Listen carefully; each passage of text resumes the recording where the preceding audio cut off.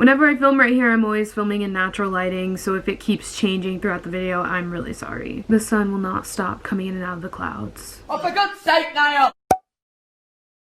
Hey guys, welcome back to my channel. Unless you've never seen me before, then hi, welcome, my name is Jasmine. I have a series on this channel where I've been going through and explaining each era of One Direction. We started with Up All Night, I did Take Me Home, and today's installment is going to be Midnight Memories. I think the Midnight Memories era feels a little bit forgotten because it was just so wedged in between the Take Me Home tour and the Where We Are tour. Midnight Memories is like right there in the middle for a brief second, and so it's really easy to miss because the Midnight Memories era, although there was some very prominent things about it, the era overall wasn't as prominent in our history as like Up All Night, Take Me Home, and Where We Are, and even Otra is really busy. There is a very like distinct energy to the Midnight Memories era, as I'm sure you can see if you look at the thumbnail of this video. But you'll see what I mean more with that as we get into everything that happened in the Midnight Memories era. So here we go with One Dubai era, Midnight Memories. My personal favorite album, as it should be. So at the start of the Midnight Memories era, we are still on the Take Me Home tour. If you watched last era, you'll remember the boys went on the Take Me Home tour. But I like to think of the Take Me Home tour as two different things. There's like the first chunk of the Take Me Home tour, which belongs entirely to the Take Me Home era, but then the energy of the Take Me Home tour kind of flipped when we entered the Midnight Memories era. In the last era, we talked about with Take Me Home how when they were on the tour back then, they were wearing a lot of like suit, nice pants, like button-ups, looked very American, very red, white, and blue colors, and the jackets and stuff like that. But this time in the Midnight Memories era, that's where we really reach like frat boy direction. Oh yeah. Oh, that was 100% plainly, clearly Midnight Memories era.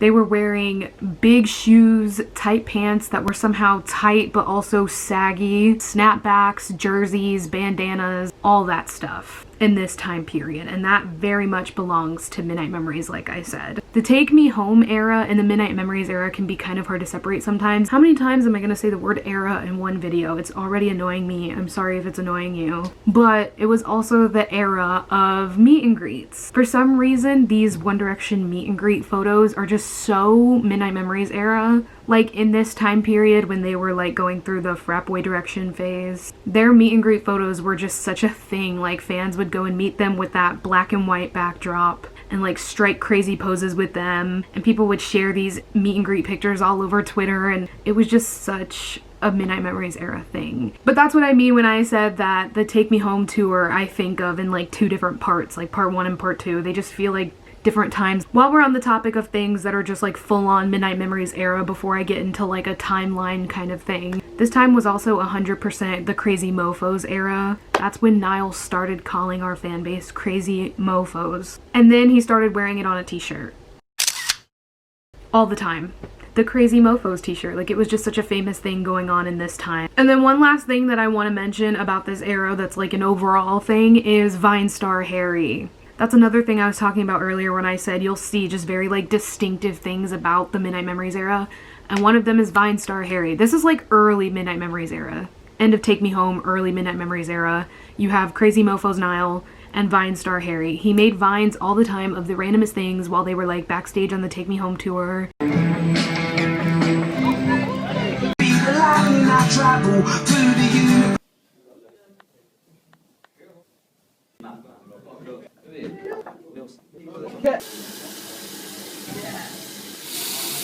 So anyways, one of the very first things that happened and when we entered the Midnight Memories era was the boys going on Jimmy Kimmel. It was a Skype interview that they did that I'm sure a lot of you are very familiar with. That whole segment is pretty well known, and like I said, one of the early Midnight Memories era memories we got going on. I remember this segment on Jimmy Kimmel so vividly. It's just like one of these random things that I remember. I was sitting in my bedroom doing nothing. I don't even know what I was doing.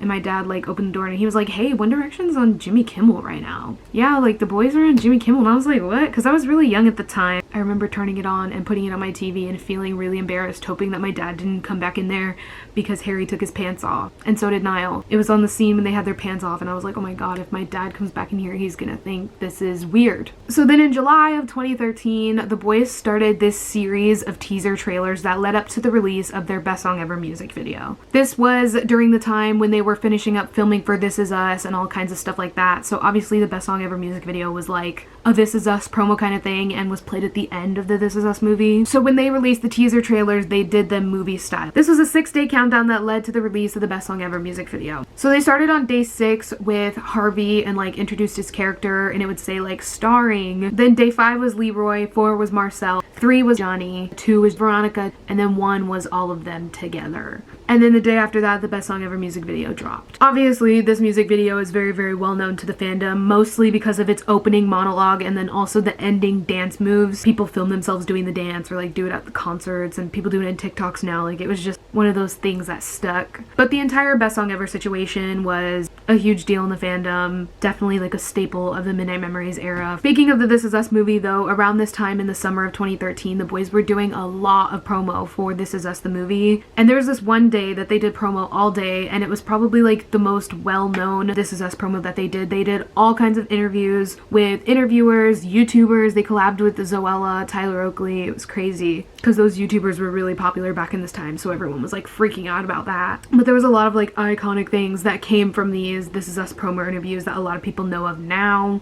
Most notably, I think the phrase that's the most well-known from these promo interviews is the Niall the bad boy. Niall the bad boy? Give it a rest.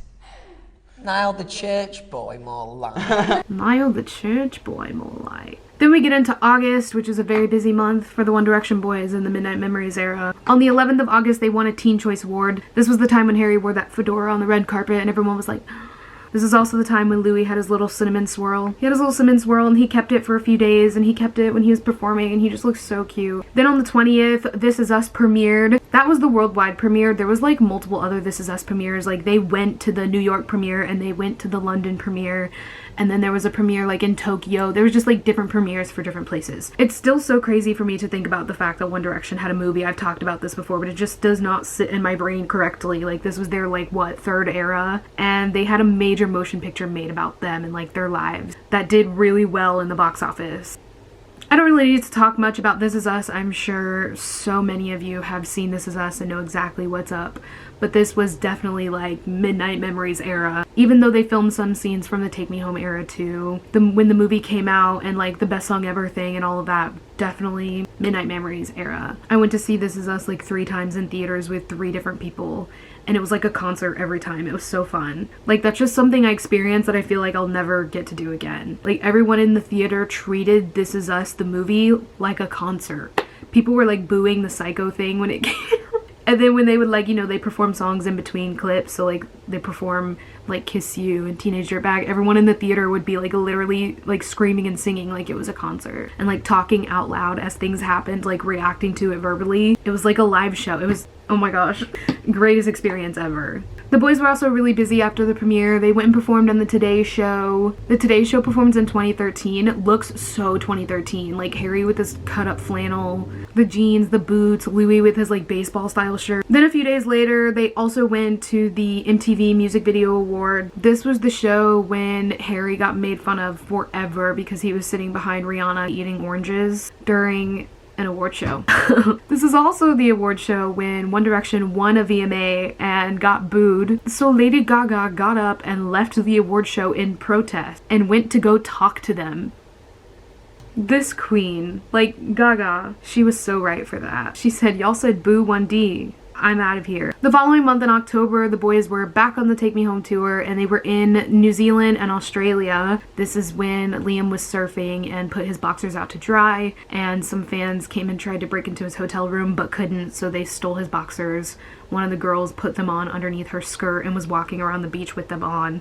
And then Liam's security found them, took the boxers back, and the girls were like on the news for it because they tried to break into his hotel and stole his boxers. Woo! Woo! Midnight Memories era. Then towards the end of October, the boys released a 15-second snippet of a new single that we now know was Story of My Life. Just a few days later, Story of My Life was released as One Direction's second single after Best Song Ever. And then the boys traveled to Japan to continue on tour for the Take Me Home tour. And while they were in Tokyo, they actually sang an a cappella version of Story of My Life, and the entire crowd was like dead silent. Travel night to keep her warm in time is frozen. Yep, that's definitely something that's very memorable that happened because it was one of the most beautiful things. The fact that they managed to get the crowd like that quiet and then they sounded like angels. The day after that performance, actually, the Story of My Life music video was released, and this one was really important, obviously, because the boys' family members were in it.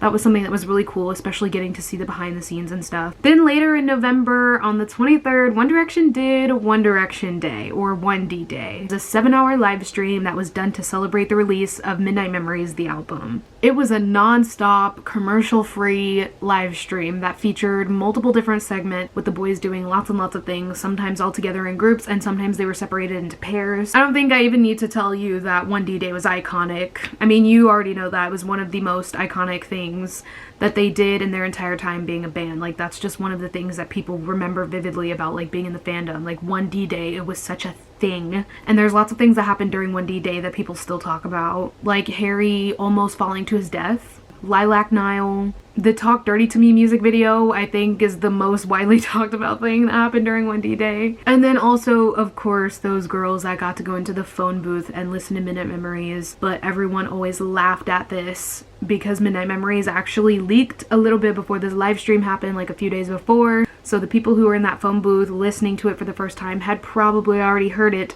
via the leaks. But there was this huge elephant in the room during the live stream. Nobody was acknowledging the fact that the album leaked, and they just kept saying like, oh, they're gonna go listen to the album for the very first time. We know they listened to the leaks. It's okay. Also in November of 2013, the boys went on the Jonathan Ross show for the very first time. The next month in December, the boys filmed their Midnight Memories music video in London, which was all over the place. And then at the end of December, Liam, Niall, and Harry went on an interview with Gwen Garcia, better known as the leopard dress interviewer, which is another thing that's like very, very prominent about this fandom in general. Everyone always talks about the leopard print dress interview because it's so... If you've never seen it, you just won't understand, but it was just so bizarre. The interviewer was just really unprofessional, clearly didn't listen to the album, kept asking just like the most out-of-pocket questions. A very interesting interview, and that most definitely belongs to the Midnight Memories era. February is when the boys started writing for their next album, 4, which might not be a surprise to you anymore because in all of these eras we've been talking about how extremely overworked they were, literally writing while they were still on tour and then recording while they were still on tour and all that. But yes, they literally just released Midnight Memories a few weeks before this, and now they're writing 4. In February, they also started a series on their YouTube channel called The 1D Vault 2013 Memories, which if you haven't seen them, they're on One Direction's channel, and I'll have them linked down below as well. It was quite random, and it was still just like a cute thing to see all the stuff that happened in that chunk of time. In this period of time, in February, as we move into 2014, the boys won another Brit Award. Another one. They just don't stop winning Brit Awards. This is when Harry's pee mishap happened. They won an award and they got up there to claim it, and Harry was simply not there, and he ran back on stage and he was like, sorry, I was pissing, the toilets were far away. And during the entire ordeal, Louis looked like he lost his sanity. Has anyone seen a curly-headed one? The curly lad, where's the... Right, there's 4 of us now. He's running, here he goes, cross the finish line. Yes! Hey, how you talk? I'm really sorry I was having a wee. Then the following month in March, the boys went and filmed the You and I music video, which is so weird to think about. In the beginning of the Midnight Memories era, they look so drastically different than they do by the time they start filming You and I. This was the last single that they released for Midnight Memories, and it was done really, really late when they started to kind of move into the 4 era. Then right after they released the You and I music video, they started tour rehearsals for the Where We Are tour. So the next era is actually called the Where We Are era and not the 4 era. This is really the only era that isn't named after the album, because it's Up All Night era, Take Me Home era, Midnight Memories era, Where We Are era, and then Made in the AM era. That's gonna get a little confusing, but I'll try my best. But yeah, right after You and I, they started their Where We Are tour rehearsals, and that's when we start to bleed into a new era. So like I said, the Midnight Memories era is kind of a little bit forgotten. Not really, I mean, there's lots of stuff in there that happened that people talk about. So now you can kind of see what I mean when I said it was a bit short, and that the Take Me Home era bleeds into the Midnight Memories era a lot, so it's kind of easy to get them confused. So overall, we've got the frat boy direction going on. We've got Vine Star Harry, Crazy Mofos Niall, One D-Day, This Is Us, like Best Song Ever, Marcel, Cute as a Button, that kind of stuff. Just a very like chill and kind of lost era. It's kind of funny that the Midnight Memories era was so chill, but then the Where We Are era gets amped right back up. So much happened in that era. There's so many things I'm gonna have to talk about in the next video. So stick around for that. Subscribe down below if you haven't already. My description box has everything that you'll need. I'll link down below interviews and clips and stuff like that that I mentioned in this video. My social medias are all down there as well if you want to follow me on Instagram, Twitter, anything like that to keep up with what I'm doing. I have a main channel link down there as well. I hope you're all doing well. I sincerely mean that. We're about to enter a new year. I hope you're taking care of yourselves, doing your best, staying healthy, and I can't wait to see you in my next video. Oh,